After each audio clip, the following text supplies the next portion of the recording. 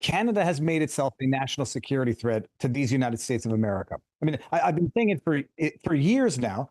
People don't really fully appreciate the extent of it. There's a Canadian journalist, Sam Cooper, who's been covering CCP infiltration into the Canadian government.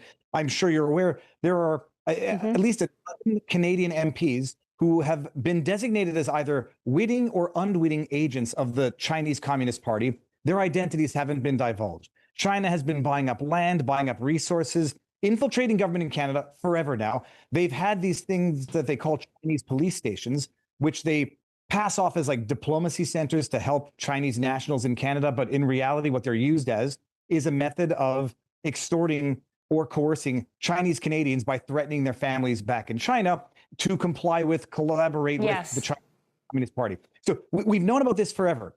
This flew under the radar, but it sort of got a little bit of a flame under it because there's this guy who was just psychiatrically institutionalized in British Columbia.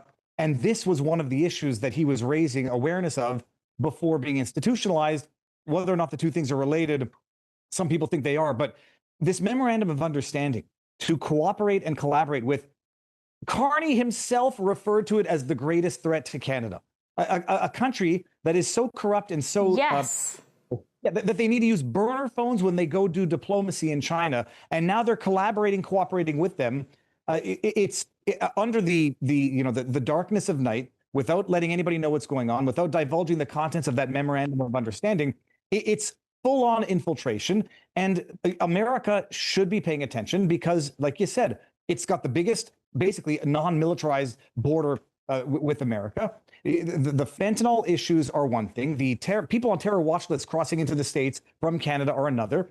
And now they are literally sleeping with the actual enemy while basically pretending that they're not doing it and not giving any light as to what they're actually doing with the CCP.